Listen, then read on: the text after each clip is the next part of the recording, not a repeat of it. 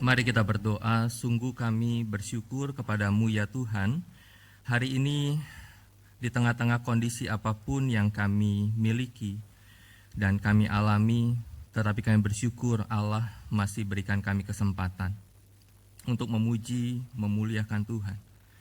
Mungkin di dalam pujian yang kami naikkan, hati kami menjerit. Pergumulan kami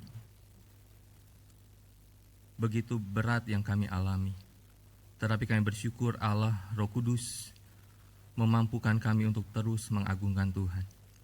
Dan ketika saat ini kami akan membuka firman-Mu, membacanya, merenungkannya, biarlah Allah juga menolong kami untuk memahami kebenaran firman yang akan kami lakukan pada saat ini.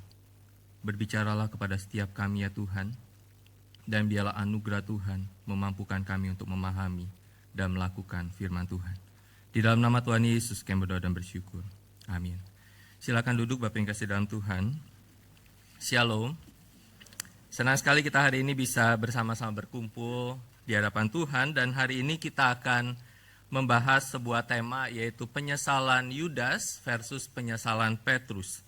Kita akan lihat di dalam dua bagian firman Tuhan hari ini, yaitu yang pertama di dalam Matius pasal 26.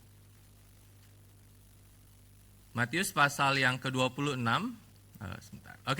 ayat yang ke-69 sampai dengan ayat yang ke-75, kita akan baca secara bergantian. Saya akan baca ayat yang ganjil, silakan Bapak Ibu membaca ayat yang genap sampai nanti ayat yang ke-75. Sementara itu Petrus duduk di luar di halaman, lalu datanglah seorang hamba perempuan kepadanya, katanya, "Engkau juga selalu bersama Yesus orang Nazaret itu."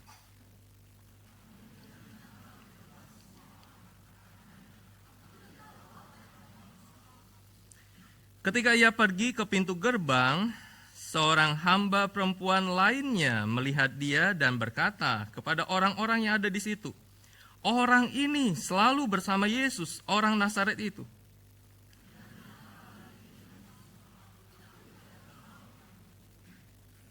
Ayat yang ke-73, tidak lama kemudian orang-orang yang ada di situ datang kepada Petrus dan berkata, "Pasti engkau juga salah seorang dari mereka, itu nyata dari logatmu."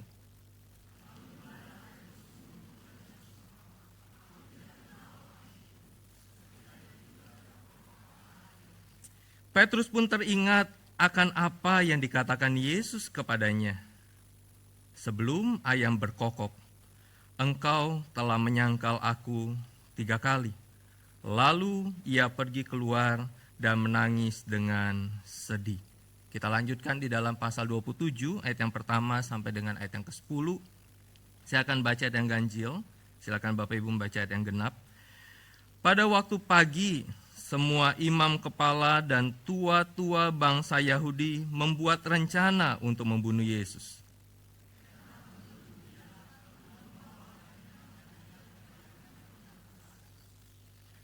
Pada waktu Yudas yang menyerahkan dia melihat bahwa Yesus telah dijatuhi hukuman, ia menyesal, lalu mengembalikan uang yang 30 perak itu kepada imam-imam kepala dan tua-tua.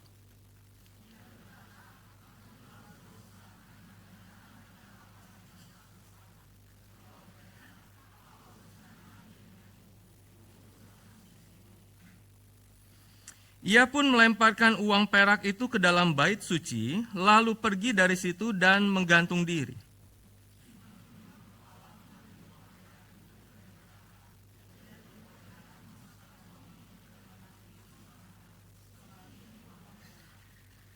Sesudah berunding, mereka membeli dengan uang itu tanah yang disebut tanah tukang periuk untuk dijadikan tempat pekuburan orang asing.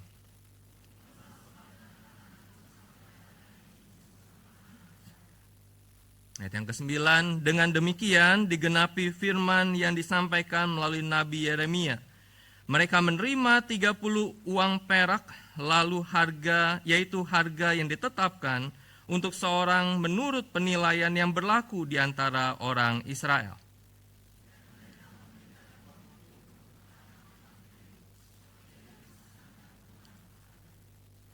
Bapak Ibu, setiap kita pasti pernah melakukan yang namanya dosa. Saya tidak perlu tanya seperti apa atau adakah di antara Bapak Ibu yang belum pernah melakukan yang namanya dosa. Setiap kita pasti pernah melakukan dosa, bahkan kita percaya bahwa di dalam iman kita, bahwa setiap bayi yang lahir pun, bahkan ketika bayi itu di dalam kandungan, bayi itu pun sudah berdosa. Dan ketika kita lahir, maka kita pun dilahirkan sebagai manusia yang berdosa. Bapak Ibu, ketika kita jatuh di dalam dosa, maka apa yang menjadi respon kita? Ketika kita jatuh di dalam dosa, maka terkadang respon kita adalah ini, yaitu menyesal. Apapun dosa yang kita lakukan, maka seringkali kita menimbulkan penyesalan di situ. Kesedihan, perasaan bersalah. Tetapi apakah orang yang menyesal, orang yang sedih, orang yang punya perasaan bersalah adalah orang yang pasti otomatis membuat orang itu datang kepada Tuhan? Maka kita bisa katakan bahwa itu tidak otomatis membuat seseorang itu datang kepada Tuhan. Ketika kita baca akan ayat firman Tuhan hari ini, dan di dalam refleksi kita tentang persiapan kita untuk Jumat Agung, maka kita diingatkan tentang dua orang yang gagal. Dua murid Yesus yang gagal. Yang pertama adalah Simon Petrus. Simon Petrus itu gagal. Kenapa dia gagal? Karena dia menyangkal Tuhan Yesus. Bapak Ibu, ketika kita tahu tentang Simon Petrus, maka kita bisa melihat Simon Petrus ini unik. Simon Petrus ini adalah murid yang dikasih oleh Tuhan. Salah satu murid yang termasuk ke dalam murid lingkar dalam dari Yesus. Ada beberapa peristiwa di mana Petrus diizinkan untuk mengalami, melihat apa yang dilakukan oleh Tuhan Yesus di luar daripada para murid yang lain. Ketika Tuhan Yesus membangkitkan anak Yairus, Petrus ada di situ. Tidak semua murid ada di situ. Ketika Tuhan Yesus mengalami transfigurasi, maka Petrus pun salah seorang murid yang hadir saat itu. Tidak semua murid hadir ketika Tuhan Yesus mengalami transfigurasi, ketika Tuhan Yesus dimuliakan di situ. Bahkan Petrus berkata, mungkinkah kami membuat tenda untuk engkau? Bapak, Petrus adalah seorang yang luar biasa. Tetapi di dalam peristiwa penangkapan Tuhan Yesus, maka Petrus gagal. Dia menyangkal akan Tuhan. Kemudian yang kedua adalah Yudas. Yudas juga gagal. Sebenarnya sih Yudas bukan hanya gagal di dalam peristiwa Tuhan Yesus ditangkap. Tetapi dia sudah gagal ketika dia menjadi bendahara dari komunitas para murid Yesus. Bapak Ibu, sebagai bendahara, saya coba baca seberapa pentingnya bendahara, sebuah jabatan bendahara di dalam abad pertama ketika Tuhan Yesus hidup pada saat itu. Maka ternyata bendahara, seorang yang dipercayakan sebagai bendahara adalah seorang yang bisa dipercayai. Seorang yang bisa dianggap punya kepercayaan penuh ketika bisa mengelola keuangan, ketika bisa menerima keuangan, ketika bisa mengatur keuangan dalam sebuah komunitas, dan orang itu dipercaya dia mampu lakukan itu. Dan yang menarik adalah Yudas Iskariot dipercayakan oleh Tuhan Yesus untuk mengelola keuangan. Kita nggak tahu seberapa besar keuangan atau kas di dalam komunitas Tuhan Yesus dan bersama dengan para muridnya. Bisa jadi cukup besar. Kenapa? Karena Tuhan Yesus bersama dengan 12 orang.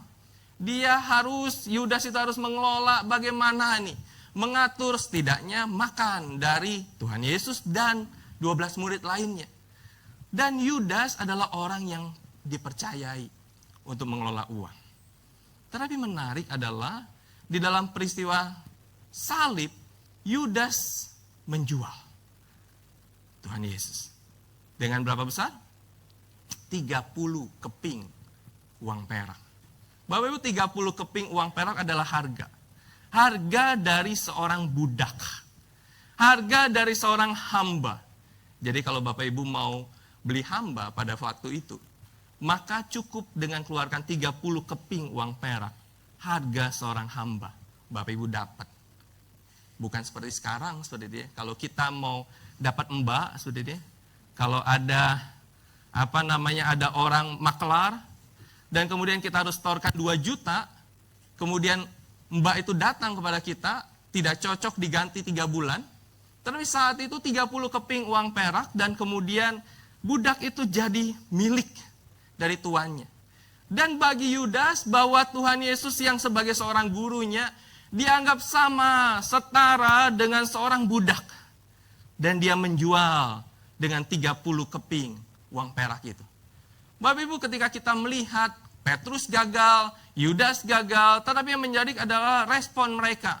Ketika mereka menyesal akan kegagalan mereka. Ini yang menjadi menarik. Karena itu tema kita hari ini adalah penyesalan Yudas versus penyesalan Petrus. Atau pun kita bisa balik adalah penyesalan Petrus versus penyesalan Yudas. Seperti apa perbedaannya? Maka di dalam ayat yang ke-75 dari Matius pasal 26 dikatakan, lalu ia pergi keluar dan menangis dengan sedih. Bapak Ibu, Petrus itu cowok banget. Dia itu cowok banget. Dia katakan, sekalipun murid yang lain itu menyangkal engkau, aku gak akan pernah nyangkal engkau. Cowok banget.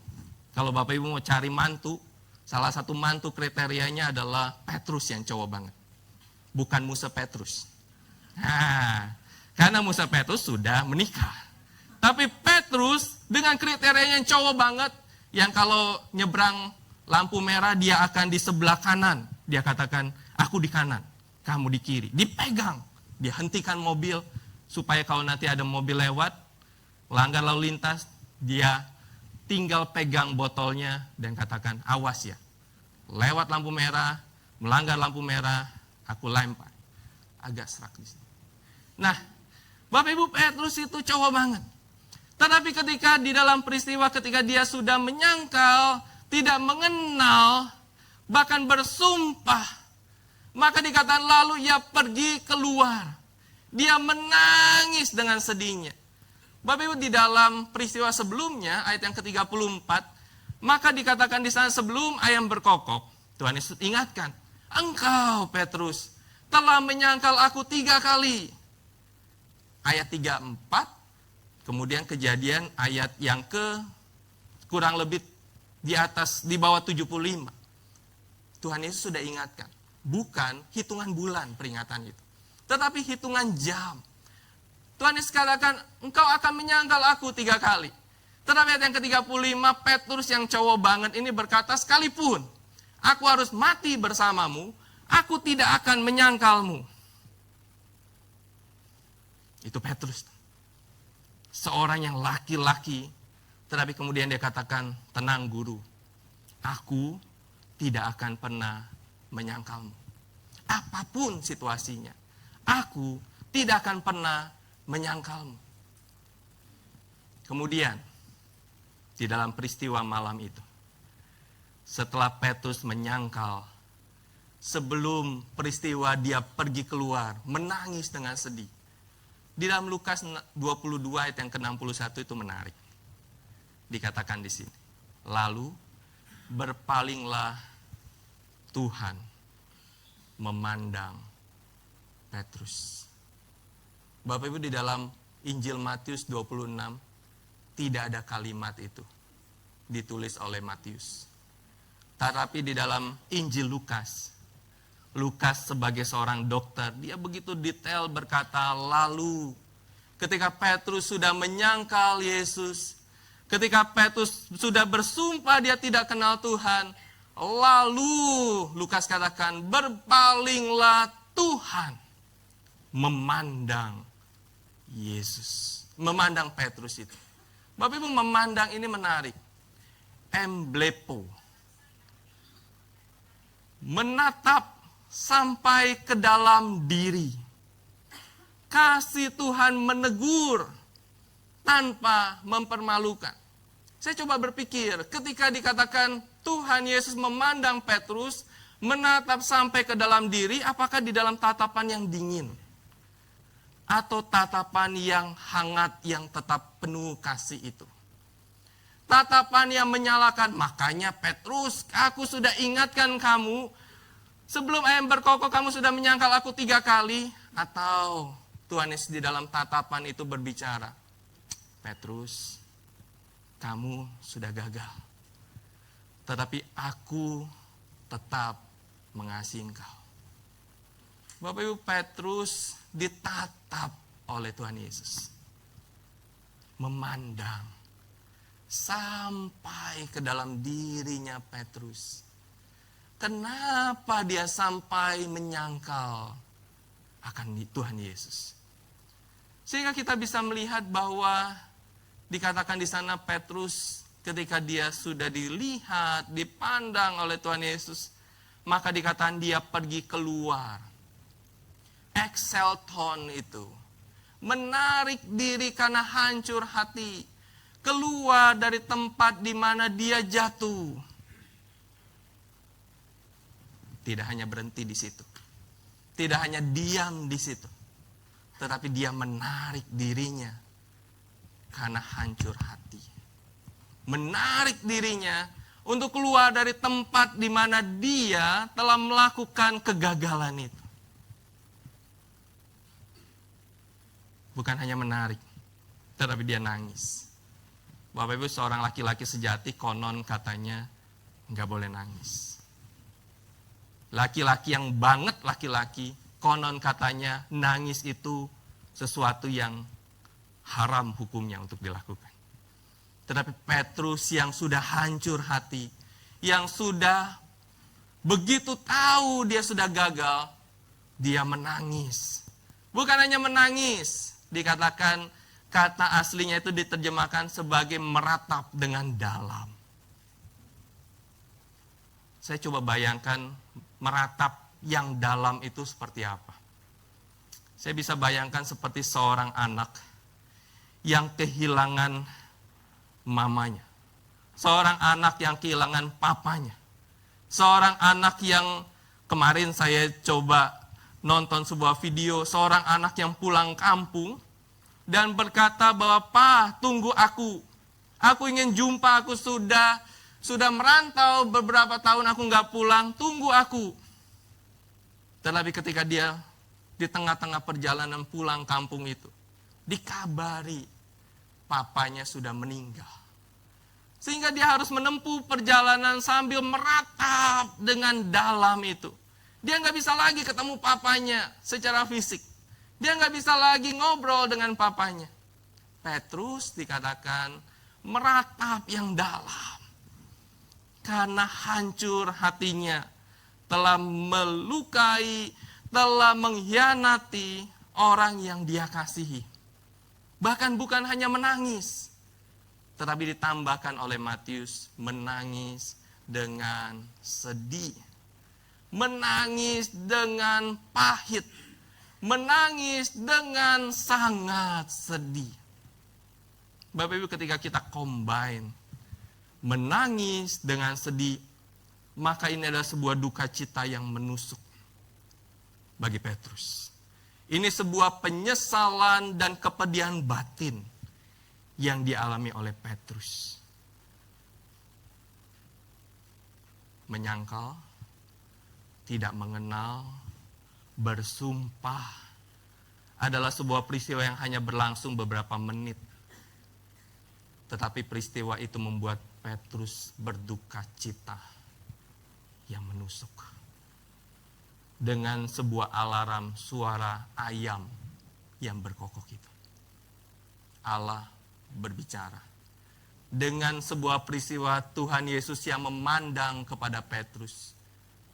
Pandangan itu berbicara. Yang menimbulkan duka cita yang menusuk. Yang penuh penyesalan. Dan kepedihan batin yang dialami oleh Petrus. Kenapa? Karena Petrus mengalami hati yang hancur. Bukan hanya rasa bersalah. Bapak Ibu, gambaran Petrus yang mengalami hati yang hancur. Seberapa hancur? Sangat hancur yang dialami. Sehingga dia katakan, tidak ada hal yang bisa menghibur aku selain duka cita yang menguasai akan hatiku. Itu Petrus. Sehingga inilah yang disebut sebagai oleh Rasul Paulus sebagai duka cita menurut kehendak Allah. Di dalam 2 Korintus 7 ayat yang ke-10, Rasul Paulus berkata gini, duka cita menurut kehendak Allah menghasilkan pertobatan yang membawa keselamatan dan tidak akan disesatkan. Itu duka cita yang dialami oleh Petrus. Saya coba menyisipkan ayat ini. Bapak Ibu, Tuhan Yesus sebelum dia berkata ayam berkokok 3 kali, engkau sudah menyangkal aku 3 kali. Tuhan Yesus pernah menyampaikan kalimat ini. Simon, iblis telah meminta engkau untuk menampi engkau seperti gandum.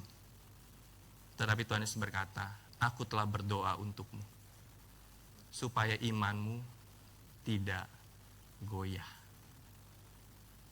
Bapak Ibu, saya pikir kesadaran duka cita Petrus bukan hanya sebatas ketika ayam itu berkokok. Dia sadar, dia sudah menyangkal Tuhan Yesus 3 kali. Tetapi pun dia ingat akan perkataan Tuhan Yesus, aku telah berdoa untukmu, supaya imanmu tidak goyah. Bapak Ibu, Petrus pernah gagal. Dia meratapi kegagalannya di hadapan Tuhan. Meminta pengampunan. Tuhan mengampuni dan memberikan pemulihan dan kepercayaan.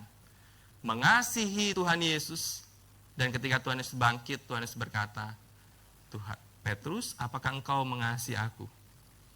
Gembalakanlah domba-dombaku. Dia masih dikasihkan kesempatan di tengah-tengah Petrus yang pernah gagal. Lalu bagaimana dengan Yudas? Bapak Ibu, menarik ayat yang ketiga. Dikatakan pada waktu Yudas yang menyerahkan dia, melihat bahwa Yesus telah dijatuhi hukuman, ia menyesal. Lalu mengembalikan uang yang 30 perak itu kepada imam kepala dan tua-tua.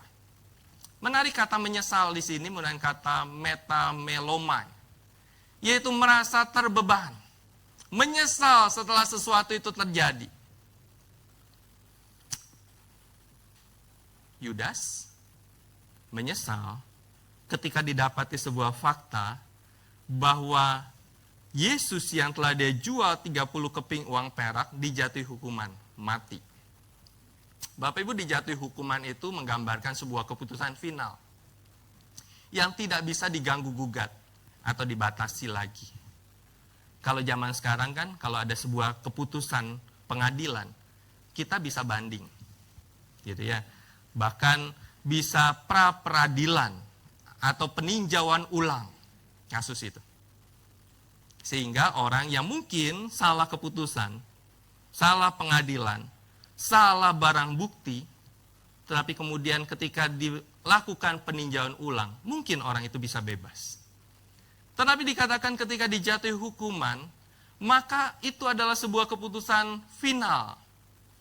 Sehingga ketika Yudas menyadari bahwa Yesus yang dia jual itu sudah dijatuhi hukuman mati, maka dia menyesal. Bapak Ibu, ada penafsiran berkata gini, Yudas tampaknya menjual dengan 30 keping uang perak itu dengan pemikiran gini, bahwa pihak berwenang hanya akan menghukum Yesus. Hukumannya apa? Bisa macam-macam. Dicambuklah, 99 kali cambukan, kemudian setelah itu dilepaskan, atau mungkin dipenjarakan beberapa bulan, kemudian dilepaskan. Intinya adalah dihukum, tetapi kemudian dibiarkan hidup, tetap dibebaskan. Ada penafsir berkata gitu. Sehingga ketika Yudas mendengar bahwa bukan dicambuk sebatas dicambuk dan kemudian dilepaskan dalam kondisi babak belur, dalam kondisi luka-luka tubuhnya, bukan juga dipenjarakan beberapa tahun atau beberapa bulan, tetapi keputusan itu membuat Yesus itu dihukum mati, maka Yudas menyesal. Tetapi Bapak Ibu, apapun pemikiran Yudas dan apapun penafsiran yang muncul, tetapi penyesalan mendalam yang dimiliki oleh Yudas setelah kesalahan itu mengguncang hatinya, tetapi sayang, tidak mengubah hidupnya. Penyesalan Yudas tidak membuat Yudas mengaku dosa di hadapan Tuhan dan kerinduan untuk dipulihkan. Ini disebut sebagai duka cita. Ini disebut sebagai penyesalan. Ada yang berkata ini disebut sebagai sebuah depresi. Ini disebut sebagai mengasihani diri karena ketahuan melakukan suatu dosa. Ketahuan. Sehingga kena ketahuan itu, maka ada duka cita di situ. Ada penyesalan, ada depresi di situ. Sehingga Yudas itu mengetahui tindakannya salah. Dia mengaku, dia katakan, aku telah berdosa kepada darah orang yang tidak bersalah ini. Dia memperbaiki, coba memperbaiki. Dengan apa? Dia bawa tuh. 30 keping perak itu belum dia pakai. 30 keping itu masih ada di sakunya atau di tangannya. Atau masih ada di kantong uangnya. Sehingga dia membawa itu dan berkata, aku kembalikan nih. Transaksi kita batal. Aku nggak mau lagi bertransaksi. Ketika aku kembalikan, logika Yudas adalah aku kembalikan, maka kamu bebaskan Yesus. Tetapi yang terjadi adalah para imam itu berkata, ya kembalikan. Tapi masalahnya kami terima lagi atau tidak bukan urusan kami. Yang penting adalah Yesus itu sudah di tangan kami. Dan keputusan itu sudah final. Yudas mengalami semuanya itu. Tetapi dia tidak datang kepada Tuhan. Dia tidak percaya pada anugerah itu. Dia tidak memiliki akan pengharapan itu. Metamelomai. Yudas menyesal. Hatinya tersiksa. Penderitaan yang hebat. Namun, dia tidak mengalami namanya pertobatan sejati. Yang mengubah pikirannya, jalannya, arahnya kembali kepada Tuhan. Bapak Ibu, sama seperti gambaran ini. Saya pengen munculkan muka tokoh asli, takutnya saya di-ban seperti itu ya. Ya saya munculkan tikus lah. Kenapa? Karena kadang gambaran koruptor itu seperti tikus rakus. Sekalipun tidak semua tikus itu makan uang. Hanya makan keju seperti itu ya. Tetapi ketika seorang koruptor itu tertangkap, apakah koruptor itu pasti akan mengalami yang namanya bertobat? Menyesal. Iya, dia menyesal. Menyesal karena dia ditangkap. Kalau dia nggak ditangkap, dia nggak pernah menyesal. Apalagi sekarang, ketika koruptor sudah di dalam proses, bisa tahanan rumah. Lebih lagi nggak menyesal. Dia menyesal kenapa? Aduh, kenapa kurang pintar. Akhirnya ketangkap tangan nih. Tapi kalau lebih pintar, nggak ketangkap tangan, tetap korupsi tuh. Makanya Indonesia kan lumayan semakin mulai dari reformasi sampai sekarang, 20 tahun lebih, tetap aja korupsi semakin banyak. Kenapa? Karena nggak pernah menyesal. Yang korupsi bebas, dan kemudian korupsi lagi kalau ada kesempatan, atau ada jabatan. Seorang koruptor tertangkap, tetapi dia tidak pernah menyesal. Apalagi dia tertangkap, hanya berapa tahun, korupsinya miliaran. Tidak pernah dimiskinkan. Tidak pernah menyesal. Dan di penjara, tidak seperti penjahat curi ayam. Tetap ada fasilitas di situ. Tidak pernah menyesal. Lalu ketika kita melihat bagian ini, maka kita bisa berkata gini. Yudas juga sama. Yudas menyesal. Sama-sama menyesal. Lalu pertanyaan adalah apakah bedanya penyesalan Petrus dengan penyesalan Yudas? Maka penyesalan itu tidak sama dengan pertobatan. Yudas menyesal. Di dalam penyesalannya, dia tetap meratapi hidupnya. Dan pada akhirnya firman Tuhan berkata, dia menggantung diri, bunuh diri di dalam penyesalan. Tetapi Petrus, di dalam penyesalannya, dia menangis, dia berduka cita, dia meratap, tetapi dia datang mengakui dosanya di hadapan Tuhan. Sehingga Bapak Ibu, tidak semua penyesalan membawa kita kepada Tuhan. Pertanyaannya adalah, di dalam hidup kita, ketika kita melakukan dosa, apakah sebatas kita menyesal? Atau di dalam penyesalan itu kita bertobat?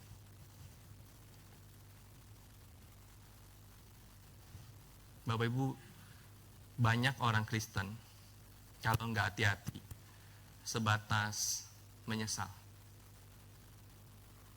Beberapa belas tahun yang lalu, puluhan tahun yang lalu deh, film The Passion of the Christ booming tuh. Siapa ya pembuat filmnya? Mel Gibson ya. Nah, nonton film itu diputar di semua gereja rata-rata.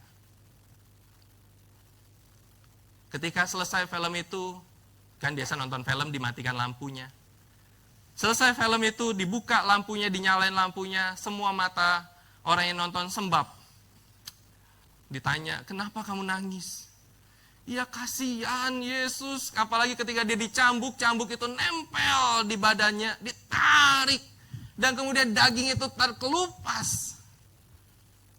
Apalagi peristiwa itu menangis, aduh Tuhan, Engkau mengasihi aku, menyesal, ampuni aku yang berdosa ini. Berapa menit kemudian, doa berkat, pulang, dosa yang dilakukan sama. Itu bukan pertobatan. Itu penyesalan. Hanya sebatas tangisan tanpa perubahan. Bapak Ibu, Yudas menyesal. Tapi Petrus di dalam penyesalan, dia datang sama Tuhan. Dia bertobat. Sehingga kita bisa katakan penyesalan tanpa iman membawa kepada keputusasaan. Tuhan tidak pernah memanggil kita untuk penyesalan tanpa iman. Tetapi Tuhan memanggil kita penyesalan di dalam dasar iman kita kepada Tuhan yang sanggup dan terus bersedia dalam anugerahnya mengampuni kita. Bapak Ibu, erangan emosi yang kuat belum tentu merupakan bukti dari pertobatan. Makanya saya di dalam perjalanan pelayanan, saya dulu awal-awal pelayanan, kalau lihat altar call, KKR, orang nangis seperti itu, saya berkata Tuhan bersyukur dia bisa nangis. Dia pasti bertobat. Apalagi saya background Pentakosta seperti itu ya. Jadi ada yang tumbang, sudah dikatakan, ada yang bisa bahasa roh. Saya katakan, wah puji Tuhan dia dilawat oleh Tuhan. Tapi kemudian di dalam perjalanan pelayanan saya coba melihat setelah dia nangis, dia tumbang, dia bisa bahasa roh. Nextnya ketika dia jalani hidupnya seperti apa? Keluar dari parkiran, antri parkiran, kalau gereja-gereja besar itu kan antri parkiran itu ngeselin emosi. Klakson, dia motong jalan orang yang lagi mau keluar dari parkiran. Dia buka jendela, dia misu-misu bahasa Koreanya. Kemudian kita lihat tangisan di dalam ibadah itu hanya sebatas emosi, erangan emosi yang kuat.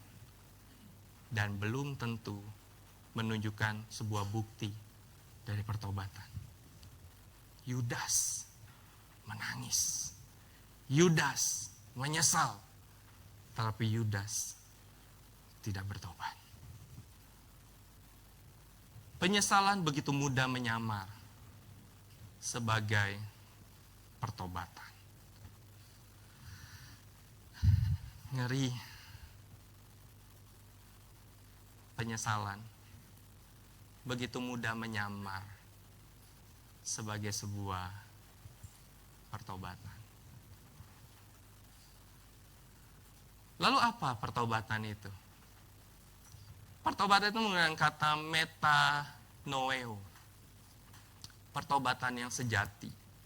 Berubah pikiran, berubah arah hidup, kembali kepada Allah. Sehingga penyesalan itu diciptakan Allah sebagai sebuah pelajaran supaya kita tidak melakukan kesalahan yang sama dan berusaha hidup lebih baik. Penyesalan bukan sekedar untuk dialami, tetapi sebagai petunjuk bahwa kesalahan hanya sebagai jangan sampai terulang kembali. Itu penyesalan. Sehingga Bapak Ibu, yang kedua adalah arah penyesalan menentukan akhir hidup kita. Penyesalanmu akan membawamu kemana? Penyesalan Yudas membawanya memutuskan secara instan gantung diri. Bunuh diri. Karena dia berkata, no choice. Tidak ada pilihan lain. Yesus tidak bisa dibebaskan, final. Dan aku nggak bisa datang kepadanya. Yang aku bisa lakukan adalah mengakhiri hidup di dunia ini. Arah penyesalanmu menentukan akhir hidupmu. Kita kemana? Jadi Bapak Ibu, jangan berhenti di penyesalan. Jangan lari dari Tuhan ketika engkau gagal. Jangan lari dari Tuhan. Jangan berhenti di penyesalan ketika engkau lakukan dosa. Tetapi datang kepada Tuhan. Saya tahu, saya juga bergumul. Setiap kita, sekalipun kita sudah diselamatkan oleh Tuhan, tetapi kita tetap bisa jatuh dalam dosa. Ketika kita jatuh dalam dosa, 2 pilihan sebenarnya, 3 pilihan. Yang pertama adalah kita menikmati dosa itu terus. Atau yang kedua adalah kita sadar dan kemudian kita mengakuinya di hadapan Tuhan. Atau yang ketiga adalah kita sadar, mengakui di hadapan Tuhan dan mengalami pemulihan. Atau yang keempat, kita pergi dari Tuhan. Bapak Ibu, jangan pernah berhenti di penyesalan. Jangan pernah lari dari Tuhan, tetapi datang kepada Tuhan. Ada satu lagu dikatakan, sujud di altarnya, ku bawa hidupku, ku terima anugerahnya, dia ampuniku dan bebaskanku. Suara saya nggak fales kan? Karena nggak ada nada, nadanya apa juga nggak tahu lah ya. Sujud di altarnya, membawa hidup kita, dan dia ubahkan kita. Dia lihat, dia ubahkan kita. Karena itu Bapak Ibu, penyesalanmu hari ini akan membawamu kepada Tuhan Yesus atau membuatmu jauh dari Dia. Setiap kita pasti menyesal ketika kita melakukan kesalahan, ketika kita melakukan dosa. Tetapi ketika engkau sudah menyesal, itu membawamu kepada Yesus, kepada Tuhan Yesus di dalam pertobatanmu, atau membawamu jauh dari Dia karena hanya sebatas penyesalan.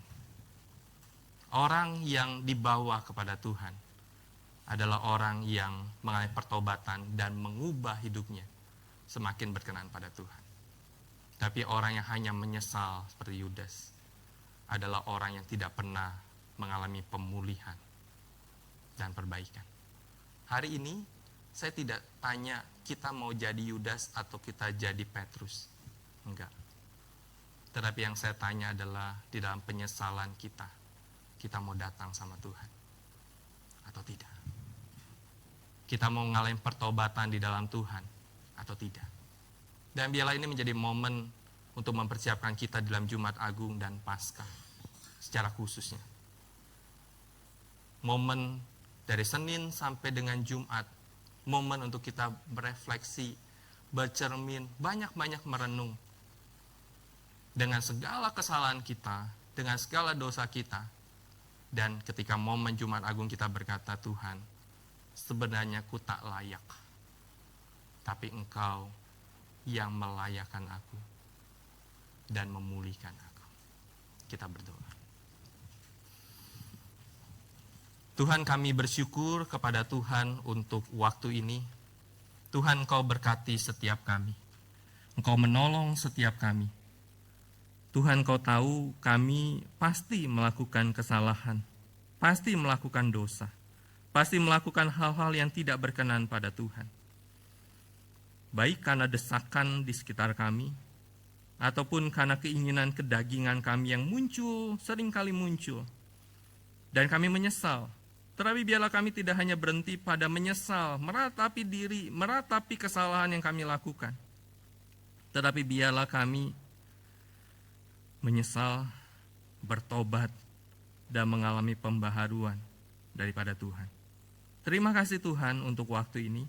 Tuhan berkati setiap jemaat Tuhan di tempat ini. Di dalam nama Tuhan Yesus kami berdoa dan bersyukur. Amin. Saya serahkan apa